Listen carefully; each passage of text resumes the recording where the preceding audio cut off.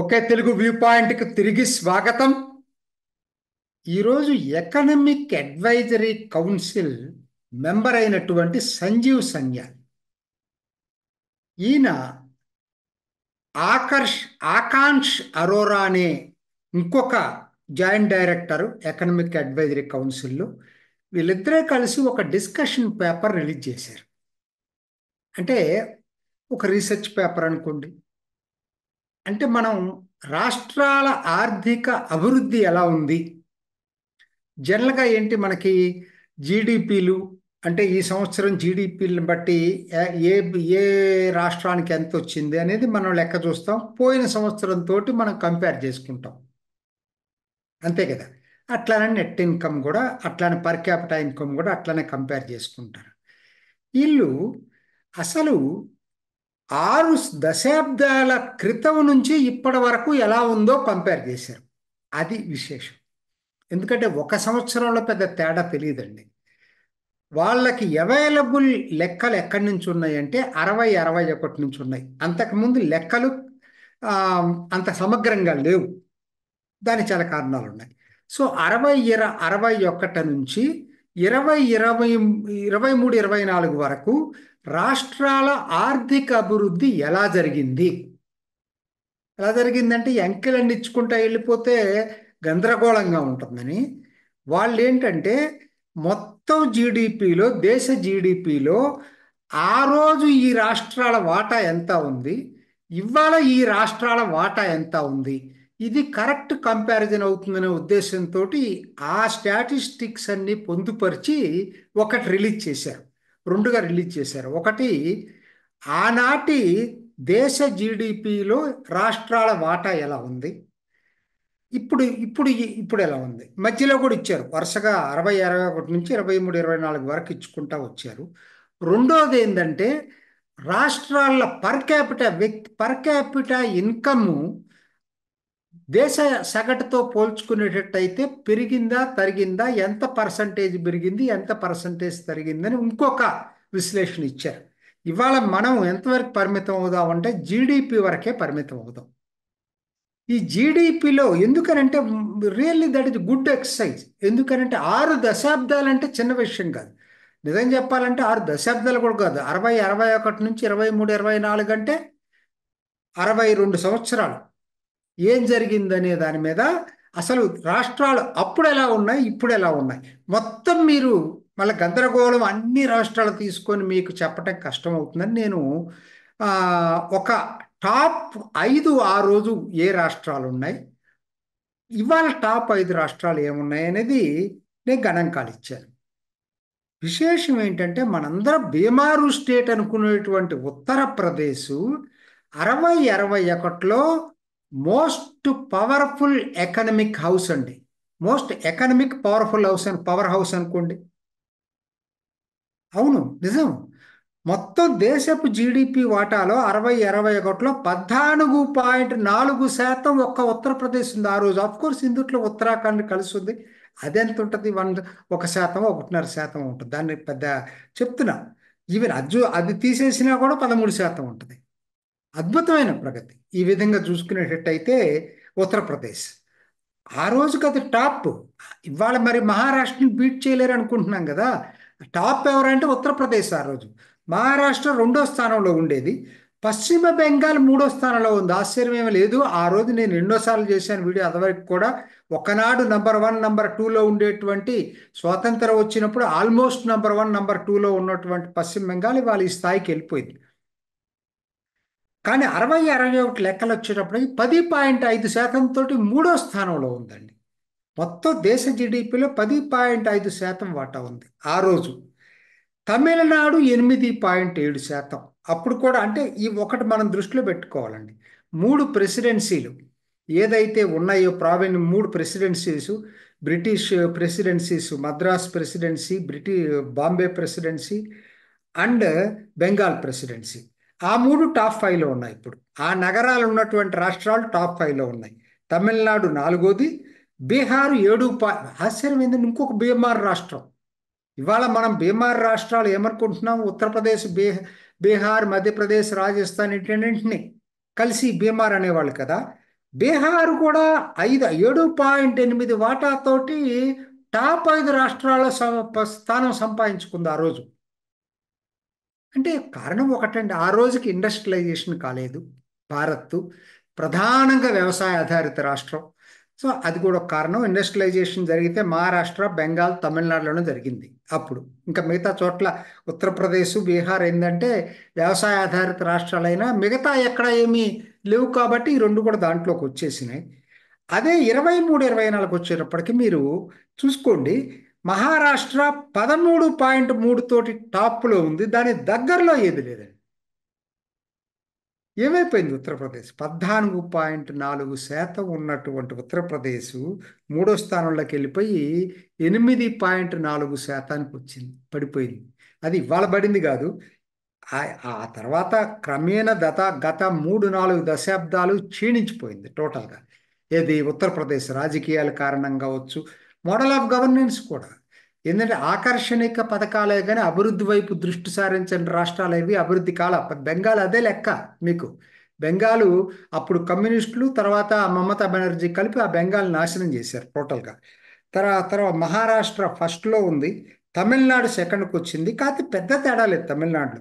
8.7% వాటా అప్పుడు ఉండేది, ఇప్పుడు 8.9% వాటా. కాబట్టి అభివృద్ధి చెందింది చెప్పలేం, నిలబెట్టుకుంది అంతవరకు.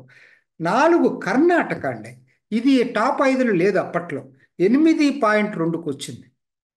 ఇది ఒకటి బాగా ప్రోగ్రెస్ అయిన రాష్ట్రాల్లో కర్ణాటక ఒకటి.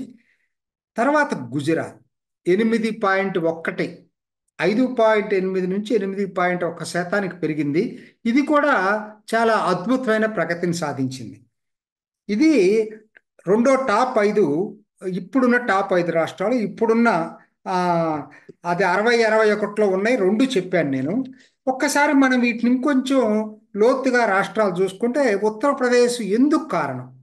14.4 నుంచి 8.4కి పడిపోవటానికి కారణం ఏంటి? యాక్చువల్గా చెప్పాలంటే ఈ 2, 3 సంవత్సరాల్లో మళ్ళీ పెరుగుతూ ఉంది, కొంచెం కొంచెం కొంచెం పెరుగుతూ ఉంది యోగి టైంలో. ఎందుకంటే కారణం ఏంటంటే పొలిటికల్ ఇన్స్టెబిలిటీ. అటు మాయావతి వచ్చినా, ములాయం సింగ్ యాదవ్ వచ్చినా, అంతకుముందు కాంగ్రెస్ ప్రభుత్వాలు ఉండేవి, చాలా ఉండేవి. ఇవన్నీ కూడా మోడల్ ఆఫ్ గవర్నెన్స్ చాలా దారుణంగా ఉండేది ఉత్తరప్రదేశ్. ఇండస్ట్రియలైజేషన్ కాల అసలు ఉత్తరప్రదేశ్. అదే కారణం, ఇంకేం లేదు. ఇండస్ట్రియలైజేషన్ కాలేదు, లా అండ్ ఆర్డర్ దెబ్బతినిపోయింది. మరి ఇవాళ యోగి టైంలో నిలబెట్టాడు, ముందు నిలబెట్టి ఇప్పుడు ప్రోగ్రెస్ మొదలైంది. నేను అనుకోవటం 2, 3 సంవత్సరాల్లో ప్రోగ్రెస్ బాగా ఎక్కువగా ఉంటుంది. సో ఒకనాటి పవర్ హౌస్ తిరిగి ఉత్తరప్రదేశ్కి వచ్చే అవకాశాలు ఎప్పుడు ఉంటాయంటే, ఇదే పద్ధతిలో యోగి ఎట్లయితే లా అండ్ ఆర్డర్ మెయింటైన్ చేస్తున్నాడో అలా మెయింటైన్ చేసి బిజినెస్ ఫ్రెండ్లీ ఎన్విరాన్మెంట్ క్రియేట్ చేసినట్టయితే తిరిగి పవర్ హౌస్ ఉత్తరప్రదేశ్ అయ్యే అవకాశం ఉంది. ఎందుకంటే జనాభా ఎక్కువ ఉంది కదా, ఆటోమేటిక్గా కావాలి జనాభా ఉంటే. రాజకీయ కారణాలతోటి అది డౌన్ఫాల్ అయింది. రెండోది ముఖ్యంగా మనం చెప్పుకోవాల్సింది పశ్చిమ బెంగాల్ అండి. అసలు ఈ మోడల్ ఆఫ్ గవర్నెన్స్, కమ్యూనిస్టుల model of governance, Mamata Banerjee model of governance ఏ విధంగా భ్రష్టు పట్టిస్తుంది రాష్ట్రాన్ని అనేదానికి ఉదాహరణ అన్నమాట బెంగాల్.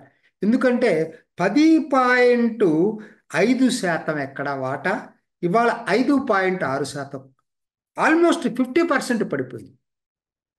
ఇంత దారుణాతి దారుణంగా అభివృద్ధిలో ఇలా డౌన్ఫాల్ అయినటువంటి రాష్ట్రం మరొకటి లేదండి, గుర్తుపెట్టుకోండి. మరొకటి లేదు. పశ్చిమ బెంగాల్ దీనికి ఉదాహరణ. అందరూ గొప్పగా చెప్పుకున్నారు పశ్చిమ బెంగాల్ గురించి ఒకనాడు. కమ్యూనిస్టులు విపరీతంగా చెప్పుకునే వాళ్ళు, ఓ అద్భుతమైన ప్రగతి అని చెప్పి. క్లియర్గా అర్థమవుతుంది. వాళ్ళ టైంలోనే క్షీణించింది, ఇప్పుడు క్షీణించింది. క్షీణించడం ఇప్పుడు మొదలైంది కాదు, అప్పుడే మొదలైంది. అది 10.5 నుంచి 5.6కి వెళ్ళింది. అసలు బీహార్ అప్పుడుకి ఇప్పటికి ఏంటనంటే, అప్పుడు 7.8% వాటా ఉంది కూడా. తర్వాత కోర్స్ దాంట్లో జార్ఖండ్ కలిసి ఉంది, అది మర్చిపోవద్దు. అప్పుడు జార్ఖండ్ రిచ్ స్టేట్, అది మినరల్స్ ఉన్నటువంటి స్టేట్. అది విడిపోయిన తర్వాత బీహార్లో పెద్ద మార్పు లేదండి. అప్పటి నుంచి ఆ 2.8, 3 ఈ మధ్యలోనే ఉంటూ వచ్చింది. కాబట్టి విడిపోయిన దగ్గర నుంచి చూసుకునేటట్టయితే బీహార్లో పెరగలేదు కానీ నిలబెట్టుకున్నారు దాన్ని అట్లానే. 2.8, 3%లో అట్లానే ఉంది. విడిపోవటం వల్ల బాగా నష్టపోయిన రాష్ట్రం ఏదన్నా ఉంది అని చెప్పాల్సి వస్తే ఫస్ట్ బీహార్ అండి. ఫస్ట్ బీహార్ విడిపోవటం వలన బాగా నష్టపోయిన రాష్ట్రం బీహార్ ఫస్ట్. సరే, మహారాష్ట్ర. ఓకే, ఇవాళ టాప్ నెంబర్ 1కి వచ్చిన పెద్దగా మార్పు లేదులండి. ఎంత ఉంది? 60-61లో 12.5% వాటా ఉండేది. ఇప్పుడు మహారాష్ట్ర 13.3%. ఒకటి కూడా పెరగల. ఇంకా 1% కన్నా లెస్సే పెరిగింది. కాబట్టి పెద్ద అభివృద్ధిగా చెప్పుకోవటానికి ఆ, దోహదం చేయట్లేదు. నిలబెట్టుకొని కొంచెం ఇంప్రూవ్ చేసుకుంది మహారాష్ట్ర. గుజరాత్ అండి, బాగా పెరిగిన దాంట్లో గుజరాత్ ఒకటి. 5.8 నుంచి 8.1కి పెరిగింది. మనం జాగ్రత్తగా అబ్జర్వ్ చేయాల్సిన రాష్ట్రాలు చూసుకున్నట్టయితే పంజాబ్, హర్యానా. ఇది చాలా ఇంపార్టెంట్. ఎందుకంటే పంజాబ్, హర్యానా కలిసి ఉండే ఒకనాడు. గ్రీన్ రెవల్యూషన్ వచ్చి 60 చిల్లరలో పంజాబు ఒక్కసారిగా అద్భుతమైన ప్రగతి వైపు వెళ్ళింది. అద్భుతమైన ప్రగతికి వెళ్ళింది. తర్వాత పంజాబ్ దీంట్లో మీరు మొదట్లో 3.2 ఉండేది పంజాబ్. విడి లెక్కలు దొరికినాయి. అప్పుడు విడిపోయి ఉంటే ఎట్లా ఉండేది అనేది అప్పుడు లెక్కలు ఉమ్మడి పంజాబ్ అయినా ఇచ్చారు. 3.2, 1.9 వీళ్ళిద్దరే లెక్కలు. సో ఇక్కడి నుంచి మధ్యలో పెరిగిందండి. గ్రీన్ రెవల్యూషన్ దీంతో ఒక 2 దశాబ్దాలు పెరిగింది. తర్వాత తగ్గుకుంటా తగ్గుకుంటా వచ్చి ఇవాళ పంజాబు 2.4% వాటాలోకి వెళ్ళింది. 3.2 నుంచి 2.4% క్షీణించింది పంజాబ్. అదే హర్యానా వచ్చి మీకు విడిపోయినప్పుడు 1.9% వాటా ఉన్నటువంటి హర్యానా ఇవాళ 3.6 బాగా పెరిగింది. చెప్పాలంటే 1.7% డబుల్ అయింది ఆల్మోస్ట్. ఇది ఇది మంచి గ్రోత్ వచ్చింది. విడిపోవటం వల్ల బాగా బెనిఫిట్ పొందిన రాష్ట్రాల్లో ఒకటి ఏదన్నా ఉందంటే అది హర్యానా. బాగా బాగా అభివృద్ధి చెందింది. తర్వాత మన తెలుగు రాష్ట్రాలు రెండు చూద్దాం. ఆంధ్రప్రదేశ్, తెలంగాణలో 60-61 లెక్కలు లేవండి. ఏంటి? విడివిడి లెక్కలు లేవు, కలిసి లెక్కలు ఉన్నాయి. కలిసి వచ్చేసరికి 7.7 ఉంది. విడివిడి లెక్కలు మీకు 2010-11కి వచ్చినాయి. 2010-11కి ఏపీ 4.6% వాటా ఉండేది మొత్తం జీడిపిలో.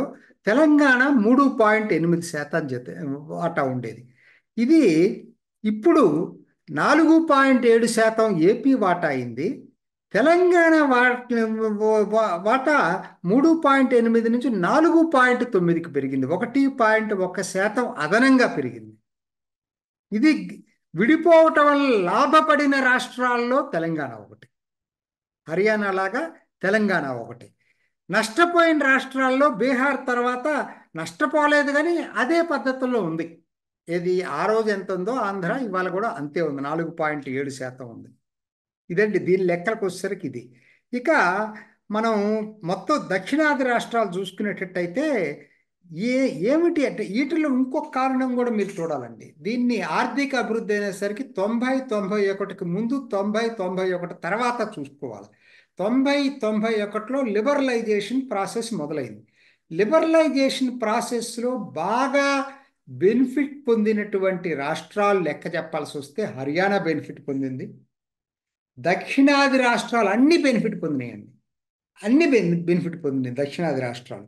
అందుకనే అక్కడ మీకు దీంట్లో దక్షిణాది రాష్ట్రాలు చూసుకునేటట్టయితే తెలంగాణ లెక్కలు లేవు. 60-21 మీకు తెలంగాణ 23-24 4.9, ఆంధ్రప్రదేశ్ 4.7, కర్ణాటక వచ్చి 5.4 నుంచి 8.2. అద్భుతమైన ప్రగతి సాధించిన రాష్ట్రాల్లో లిబరలైజేషన్ వలన బెనిఫిట్ పొందిన రాష్ట్రం ఏదన్నా ఉందంటే అది కర్ణాటక. 2.8% పెరిగింది అక్కడ వాటా. ఎలా పెరిగింది అక్కడ?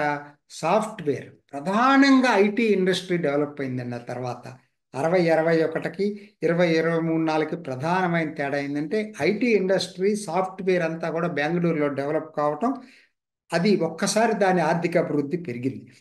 తమిళనాడు పెరిగి పెద్ద వాటా పెరిగింది లేదు, 8.7 నుంచి 8.9 నిలబెట్టుకుంది తమిళనాడు. కేరళ 3.4 నుంచి కొంచెం 3.8కి పెరిగింది. పెద్ద ఎక్కువ ఏమి లేదు. ఒక్క దీంట్లో ఏంటంటే దక్షిణాదిలో పెరిగినాయి చెప్పాల్సి వస్తే ఆ, కర్ణాటక, తమిళనాడు పెరిగినాయి. కర్ణాటక, తెలంగాణ పెరిగినాయి. కర్ణాటక బాగా పెరిగింది, తెలంగాణ కూడా పెరిగింది. దీని తర్వాత మొత్తం దక్షిణాది రాష్ట్రాలు మొత్తం ఇవాళ మొత్తం దేశ జీడిపిలో 30.5% కేవలం దక్షిణాది రాష్ట్రాలది, ఈ 5 రాష్ట్రాలదే మొత్తం జీడిపిలో 30.5%. ఇంకొక రాష్ట్రాన్ని గురించి చెప్పాలి మీకు, ఢిల్లీ. ఢిల్లీ 60-61కి 1.4% వాటా ఉంటే ఇవాళ అది 3.6% వాటా.